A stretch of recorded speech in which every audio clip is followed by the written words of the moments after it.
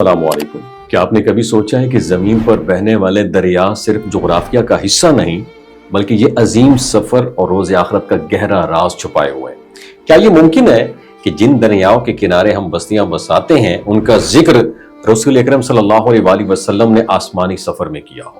اور اگر ایسا ہے تو پھر دریائے نیل اور دریائے فرات کو باقی تمام دریاؤں سے مختلف اور زیادہ بامانی کیوں سمجھا جاتا ہے؟ یہ سوال ہمیں براہ راست نبی کریم صلی اللہ علیہ وآلہ وسلم کے معراج کے عظیم واقعے کی طرف لے کر جاتے ہیں، جو نہ صرف ایمان کو تازہ کرتا ہے بلکہ انسان کی سوچ کو ایک نئی وسعت بھی دیتا ہے۔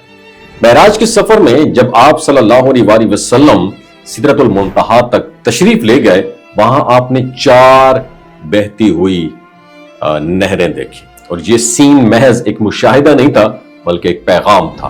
جب آپ صلی اللہ علیہ وآلہ وسلم نے حضرت جبرائیل علیہ السلام سے نہروں کے بارے میں پوچھا تو بتایا گیا کہ 2 نہریں باطنی ہیں جو جنت میں جاری ہیں، اور 2 نہریں ظاہری ہیں جو دنیا میں نظر آتی ہیں، اور وہ ہیں دریائے نیل اور دریائے فرات۔ یہ بات سمجھنا بہت زیادہ ضروری ہے کہ اس حدیث کا مطلب مادی اور سائنسی انداز میں پانی کے آسمان سے گرنے کا دعویٰ نہیں ہے، بلکہ اس سے مراد ان دریاؤں کی روحانی نسبت، برکت اور غیر معمولی اہمیت ہے، یعنی ان کا وجود اللہ کے حکم سے ہے، اور ان کے ذریعے انسانیت کو جو فائدہ پہنچتا ہے وہ محض اتفاق نہیں بلکہ ایک منظم ربانی نظام کا ایک حصہ ہے۔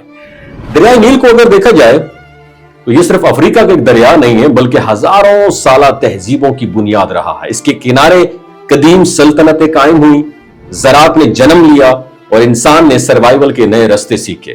آج جدید ریسرچ اس کی قدرتی منبع کی نشاندہی بھی کرتی ہے۔ یہ سب سے لمبا دریا ہے۔ جب اس کی اوریجن تک رسائی حاصل کی گئی تو ماہرین حیران رہ گئے۔ یہ دریا ایک دلدل سے نکلتا ہے جہاں تک پہنچنا کسی کی بس کی بات نہیں ہے، اور اس طرح دریائے فرات مشرق وسطی کی تاریخ کا دل رہا ہے۔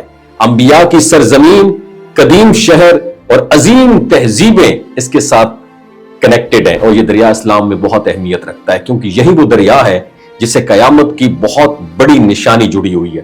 دریائے فرات میں سونے کا پہاڑ، یہاں قرب قیامت دریائے فرات میں سونے کا پہاڑ نکلنے کی حدیث ثابت ہے۔ نبی نے فرمایا کہ قرب قیامت اس دریا میں سونے کا پہاڑ نکلے گا، اور ہر 100 میں سے 99 لوگ مارے جائیں گے، اور ہر بندہ یہی سوچے گا شاید میں حاصل کر لوں اور بچ جاؤں، اور نبی کریم نے خاص طور پر اس سے دور رہنے کا کہا ہے۔